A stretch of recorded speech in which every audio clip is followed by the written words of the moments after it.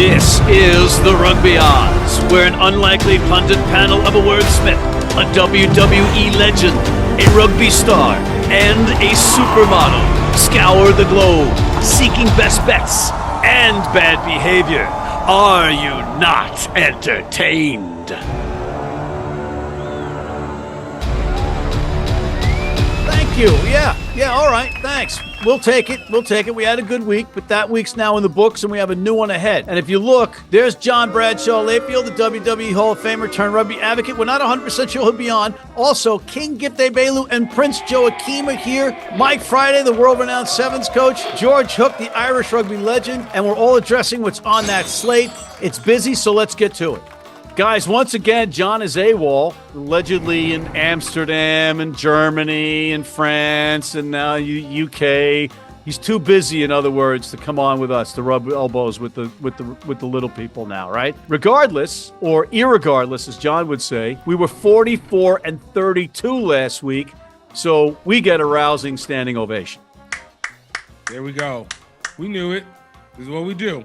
Gift, interesting that you're the first one to weigh in on that because you were the only one that was under 500 with the team last week. Hey, look, you know what? I gave so others could get, all right? I gave so others could get. The king just gifting the peasants is what's happening here. To be king, you have to give, you have to serve. There we go. I'm happy for the rest. All right, and you know, Mike, John, despite his obvious physical and mental limitations, was 4-1 in the MLR. It's amazing. Yet, you, sir, you gorgeous, sexy beast of a man, you were 5-0 in Major League Rugby last week. 5-0! Maybe I know a bit about that American game. I don't know. Little bit. You know you seem to know the players a little bit, Mike. Gift 5-0. Beautiful. We have greatness with us. Greatness. All right. Let's go right to our observations from last weekend. Mike, why don't you start us off? Well, we can't brush over the Miami glory game. What was he thinking? I mean, there's a lot of people that you could put in that blank. Yeah, mate. All you got to do is kick it out. Why is he trying to box kick it? Ridiculous. And then fair play. Old Glory then run it, and then it was the kick, the crossfield kick was to nobody. No, it was to two Miami defenders. It was the definition of stupidity that could be genius. It was nuts. Somebody must have been doing extras after that. That was brutal. I was screaming at the TV, kicking possession away, and he kicked it, as you said, he kicked it to two Miami defenders who just missed it. Gift's guy, Muller, was actually there to just pounce on it. Man, the man was in beast mode. That's why he could trust it between the two Miami defenders, all right? He was like, look, we're about to have a Tom Brady moment right now. I know my guy already did it once. Let's do this again. And what did Axel Muller do? You don't have a name like Axel Muller, and you're not going to do something awesome, all right? This is some straight up 80s movie mess happening. Catch it between the two. Mossam in for the score. That was just, it was written in the stars. You know, ladies and gentlemen, if you're witnessing Gift's sudden excitement, it's because he's got Muller in his fantasy Rutgers team. Hey, I can't help the guy single-handedly saved my whole season, my whole game, missing two players because Utah doesn't want to play anything. But you know what? Axel came through, all right? That's what he... No, Utah had a bye, Gift. You have to pay attention to those kinds of things in fantasy sports. They didn't fight hard enough for a first game of the season, all right? Any other observation, Gift, that you took away? I don't know what this Anthem team is, and I don't want to go a whole season of making fun of them again like I did last season. But so this is going to be shout out to New Orleans, maintaining at home, new coach, looking at least in sync. Looks like they got at least an offense going again. And we'll see what their defense does. I don't know if I can take it for this Anthem team, but it was good to be able to see them picking up from where they left off. Nola's beefed up that roster. They're a very good side. And you know, the one thing about the Anthem is they don't quit. Speaking of not quitting, how about Seattle getting absolutely annihilated in the first half, but getting a bonus point on the road after being down 35-zip. You score 4 tries after you're down 35-zip. That's a good sign to me. I spoke to Adrian Balfour, the owner of the team, and he said, no preseason games. And I said, your preseason game was the first half, right? So maybe it's not as bad as it looks for Seattle is my point.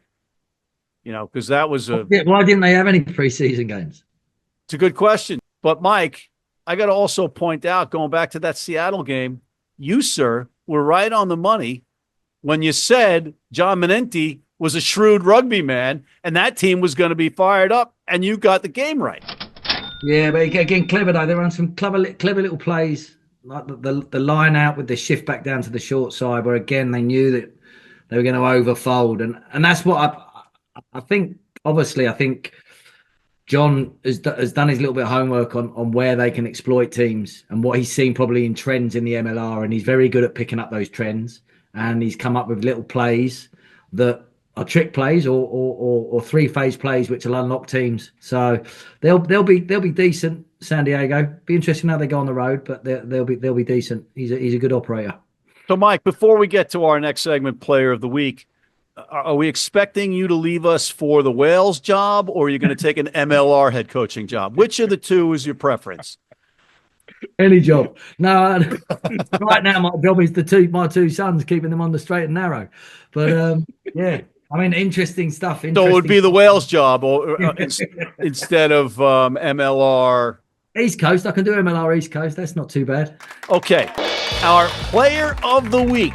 The nominees are Gavin Coombes, Munster's number 8, who was terrific in an important points grab win, scoring tries and earning not just man of the match honors, but also a call-up to the Irish national team for the Six Nations Caelan Doris injury worries.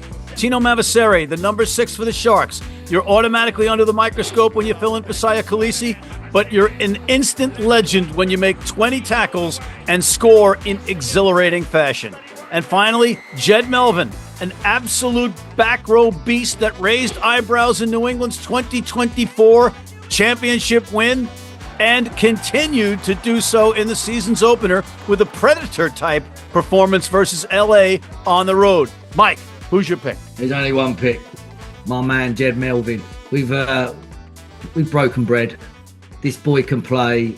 Unbelievable interception as well on the run to get the Free Jacks moving. He's a little bit maverick. He's got a little bit to him, a little bit of edge. I'm not sure it was really that much of a red, maybe a stern yellow. Are you going to apply your pressure on the MLR front offices to give your guy a break? I think he should look at what a great guy he is. I mean, he's fabulous company.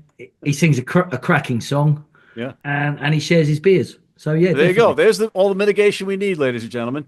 Gift, who's your pick? I'm going to be looking over at Sharks against my old glories, Axel Muller. All right.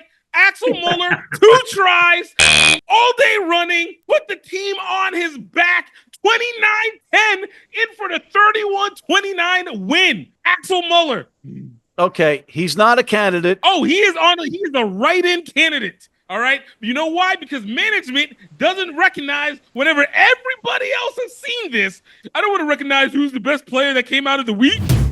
Gift's mic has been muted, Mike, earliest in the show's history. I think he's basically voting for the MLR and Jed Melvin. I think he's voting for the default vote will be Jed Melvin. My pick was going to be Tino Mavesere. I thought for sure he was going to pick the Shark, but he didn't. So with that unconventional scoring, we have Jed Melvin as the Player of the Week, thanks to Gift and Mike. All right, let's move on to our other recurring segment, Grown-Ass Man. The candidates are Chicago's Dylan the Butcher Fawsitt. You can't go wrong picking a wily hooker, guys. And if said hooker scores tries on the road after having the flu, even better. The Butcher ticks all the boxes. Matteo Canali, Zebras, number 4, had 24 tackles in their improbable win on the road in Edinburgh, their second road win in a row. And Angus Bell of the Waratahs in their squeaky bum win over the Highlanders. Angus answered the bell in a physical 68-minute effort, laying it on the line defensively. Mike, who's your grown-ass man of the week? There's only one man, and that's the Butcher. Not only was he man of the match, but this man had to deal with what our very own John had to deal with, the brutal flu, and he still got out there, did a job, and delivered for the Hounds. So it's only one man. It's the Butcher for me, Dylan Fawsitt. Gift. My grown-ass man is a guy who got 2 tries Oh, boy. on the road and mossed 2 Argentinian players between off of a horrible kick to get the last score to tie the game to set up the game-winning kick off of a 29-10 comeback win. All right, he's muted again because he's going off book. He's picking the guy that's not a candidate once again. Definitely, that's an MLR vote again. That's Dylan Fawsitt he's voting for. That's what he's doing right now. And I'm not going to argue with that because I'm scared of Dylan Fawsitt, and he's on MLR Weekly this week, and he actually deserves it. So, Gift, thank you for your vote for Dylan Fawsitt. Let's take a quick break and come back after George is on with our picks and other stuff.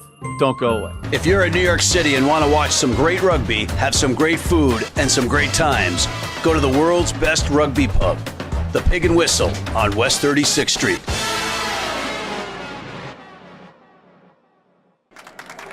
And we're back, and we're welcoming back to the show Mr. George Hook calling in from Dublin. George, welcome back. How are you? Well, as you know, I like all old rugby players, my back is giving me trouble. But the good news is the Munster are on a roll. So I thought I'd wear not a Munster shirt, but especially the University College Cork shirt. Because we Cork people are feeling pretty chirpy at the moment. Okay, let's chirp a little more with our recurring segment. Headlines with Hook. 6 Nations, Ireland versus Wales in Cardiff. There's a generation thing here, and it's hard for me to be quick, but like, I went to Cardiff every 2 years for about 20 years, and I never saw Ireland win. My grandson is going to Cardiff every 2 years now, watching Wales get hockey. Welsh rugby is in disarray. I don't need to tell you that. Ireland just can't lose. Do you think that the 24.5 point spread is accurate? I'm not sure about spreads ever, because I'm not very good at that. But Ireland are immeasurably better. And they need points because the way the tournament's working out, it could just finish up on points difference. Okay, the next match, England hosting Scotland. Can Scotland knock off the English again at Twickenham?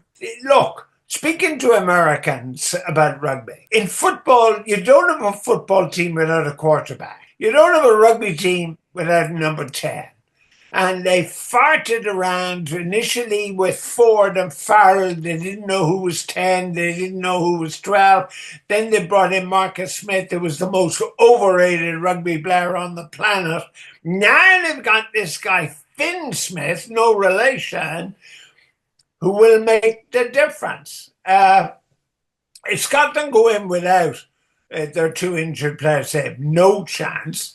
There's a thing in all sports called confidence. And if you have it, you're in business. If you don't have it, you're not in business. England have been short on confidence, and now they're beginning to get it. I fancy England, I must say.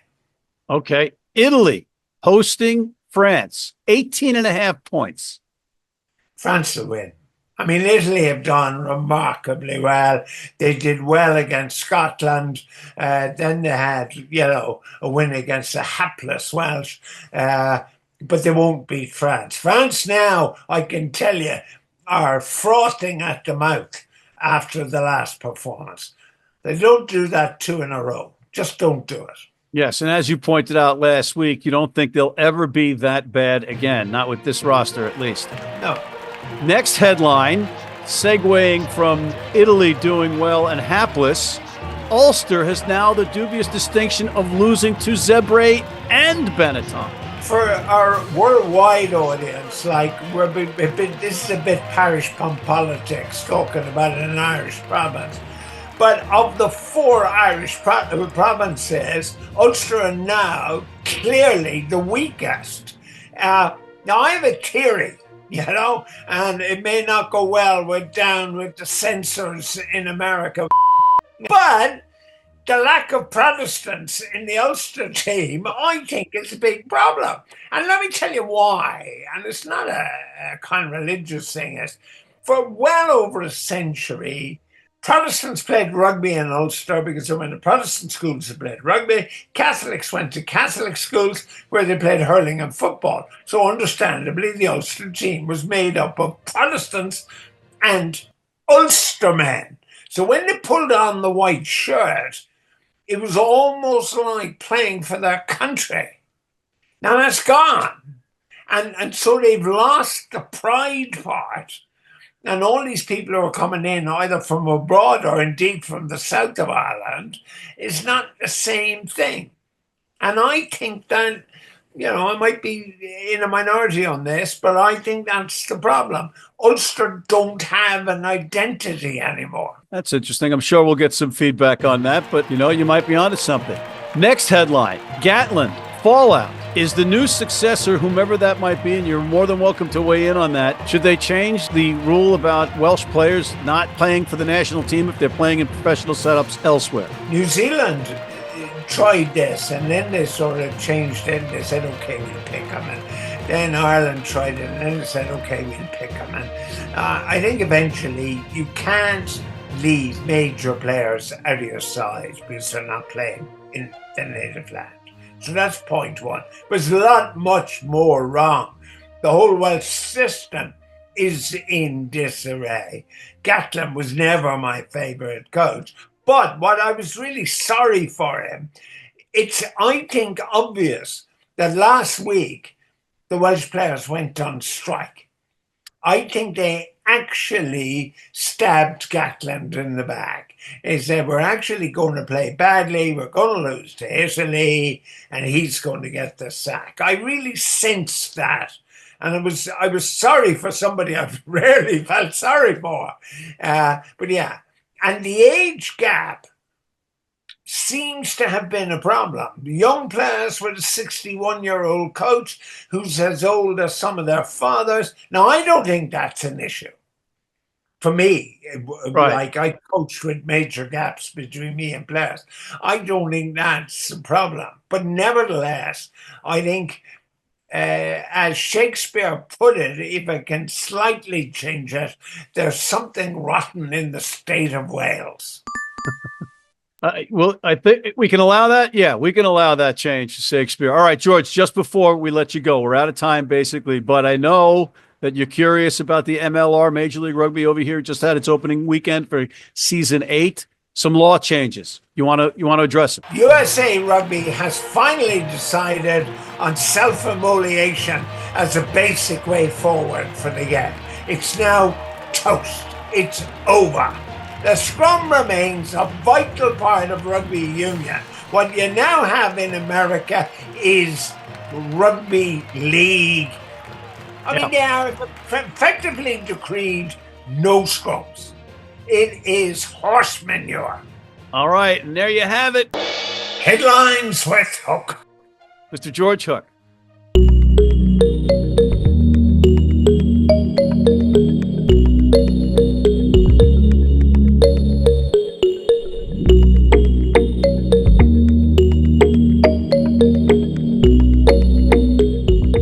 You need your cleats? You need them tomorrow? If you order today by 3 p.m. New York time or noon LA time, they can have them to you tomorrow. Young, old, male, female, if you're playing on turf, if you're playing on grass, if you're playing in the rain, you're playing in the heat, they've got you covered. RugbyNow.com. Go there now. And we're back, and we're going to start with the Six Nations coming back. First match up is Wales versus Ireland in Cardiff. Ireland minus 24.5, Mike. After this, I think Wales will be interesting. They've got 3 new boys back with Max Llewellyn, Jared Evans. So I think there'll be a far more disciplined team and a little bit more experience, but I think Ireland will win and cover the 24.5. Gift. Exactly. 24.5 points is not enough for Ireland. Wales is in too much of a bad spot. Right, baby boy? Yeah, too much of a bad spot. Lost mentally, lost a coach. It's going to be bad. The aura of Cardiff isn't the real thing right now. Okay, audio's a little tough, but we'll use it. Thank you, Prince Joachim. Thank you, sir. He's all in for Ireland. He's all in for Ireland. Here's what John had to say. Look, Wales was playing tough. They played tough against France. For the first 20 minutes, they were matching them. They're just not very good. I don't think there's anything they can do. I don't think a new coach is going to make much difference. They need players, and they don't have them. I think Ireland is absolutely going to boat race them. I take Ireland and give the points. I really want to defend a straight Layfield. My pick is going to be Ireland. I think they're not going to have any sympathy for Wales. I think Ireland beats them easily by 25 or more. England, -8.5 versus Scotland. We're not sure if Russell is playing at this time, but it looks like he may. England coming off that great win. Mike, who do you like? 8.5 is a lot. So I think England could win the game, but I don't see them winning by 9, so I don't think they'll cover.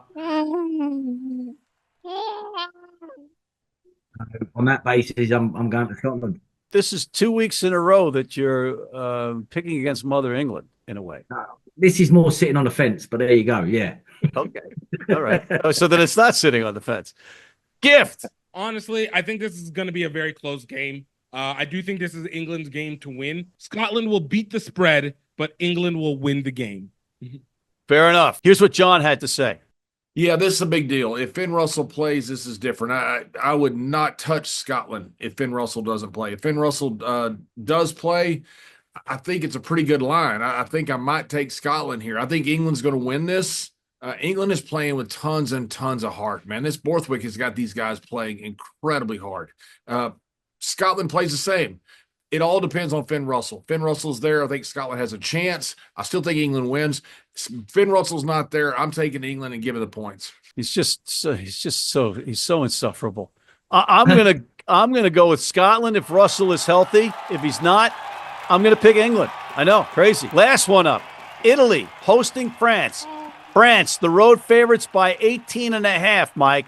They can't be that bad. Again, I think they'll win. They'll cover the 18.5. Yeah, I think DuPont and his back three are going to party this time. Gift. The 18.5 point spread is a good spread that France will cover, and then Italy will play them well, but France will cover, and then whatever points happen after they've covered, they will have covered. That is all that matters out of it. France is going to win by covering at minimum 18.5 points. Does that work, Matt? Does that work? Does that explain it a little bit better? When I go like it could be more, it might not be enough, but they're going to cover. Okay. His mic has been muted once again, and I'm stunned. I'm absolutely stunned. Here's what John had to say. I'm not sure about this one. I think France, they just got beat by England. I think they're going to be gunning for revenge. Italy is a much improved team, and I think normally this 8.5 points, that's a lot of points. Italy's much improved. They're getting much, much better.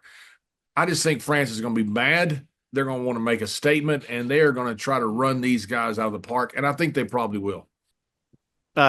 Just so stupid. Anyway, I'm going with France. France going to run them out of the park. Sorry, Rome. Next one up. There's only one match in the URC. It's another South African derby. It's the Bulls hosting the Lions. Mike. I think Bulls win this and cover. Gift. I look at the Bulls doing it. They lost it against the Sharks, but it's the Lions. And here's what John had to say. Bulls coming off a bad loss. Give me the Bulls at home. I'm not going to bet this game, but if I had the gun to my head, I'd take Bulls at home. Oof. I just want to him. I'm going to go with the Bulls at home after the loss from last week. MLR. These are the TRO, the rugby odds. Which pick do you like, Mike? I'm going Miami at home. I think they've learned their kicking lesson. I think they've got enough, and I think they surprised people last week. They weren't far away from winning the game, so I think Miami to win. Oh, I think that's an awful pick. No offense, Mike, but that could be. I think my stats speak for themselves. All right, okay. You were 5-0 last week, so I got to shut up. But you're right. You know what? Gift and Joaquin. Yeah, I think Houston gets the bounce back against LA on the road, covering for that 3 and at -3. Houston for the win. Big. All right. And John had this to say. Miami. There was no reason they lost that. Hey, kudos to Old Glory. I mean, they hung in there. They were tough last year like this. The Jason Robertson, I know he missed a couple kicks early. He is a pressure kicker, but Old Glory plays 80 minutes and then whatever else you got in death. These guys, they play hard, and good for Old Glory. It worries me. If I have a team like that loses a game like that at the end, and it mainly was due to a lot of errors and a lot of pressure that built on these guys, give me Nala going in there into Miami. Oof. Such a I'm going to go with Chicago at home, -3 against the very improved Utah Warriors. They are off a bye week, though, and Chicago's coming off a great win in Houston. All right, let's take a break, and we'll come back with Super Rugby and our picks of the week after this. From New York City comes America's longest-running and most popular rugby show. The biggest names in Major League Rugby, MLR highlights, and big match previews. Rugby Wrap-Up presents MLR Weekly, made in New York City. Hey, U.S. fans, you can tune into every match live on Flow Rugby. How do we know that? Because we're on there all the time. All right, we're back, and it's time to pick our Super Rugby picks before we get to our picks of the week. Gift is disgusted with the production of this particular show. But, Mike, who do you like in Super Rugby? So I'm going to go for the Highlanders. The Blues are definitely not winning by 11.5, and I question whether they'll win at all. So I'm going to pick the Highlanders. Either to win, but definitely to ensure that the Blues don't cover. Wow. Okay. Gift. I believe in the renaissance of the Crusaders this year, and they are going to do the opposite of what they did last year. Look for the Crusaders to beat the spread of 6.5 against the Chiefs and actually get the win because they're coming back. Because they're relapsing. They're relapsing back to glory. Right. We discussed that last week, folks. That's worth a revisit. And here's what John had to say. Give me the Brumbies -14.5 against Western Force. And that's the kind of pick you make when you're full of foie gras in France and lager in Munich and who knows what in Amsterdam, right? But my pick, Moana Pacifica, again, back-to-back weeks. I'm going Moana Pacifica to cover that spread. And that leads us to our last segment, Picks of the Week. Who do you like, Mike Friday? Well, I'm going with, as always, the top 14. Who is our away winner this week? And I'm going for Montpellier to beat Vans on the road. Again, Mike, you play with fire, but you're just gutsy. You're just downright gutsy. Gift, who do you like? Lions leading in the first half. Bulls winning in the second half. Close it out. That's getting specific. And here's what John had to say. Pick of the week, lowest total in Six Nations is 46.5 points right now, according to at least the book that I checked. That is Scotland and England. Now this depends a lot on Finn Russell, but if Finn Russell plays, I think they cruise over this. All right, and my pick of the week is going to be the over in the Ireland versus Wales match. And on that note, we're out of time. I want to thank John Bradshaw Layfield, the WWE Hall of Famer turned rugby advocate, King Gift Egbelu, and Prince Joachim, the inventors of words, world-renowned Sevens coach Mike Friday, Irish rugby legend George Hook, and thank you for tuning in. Please check out our other shows, including MLR Weekly. Hit that subscribe button on YouTube. It won't kill you. Join our weekly newsletter. It's only once a week. Tell your friends about us. And please join our American Red Cross blood donor team.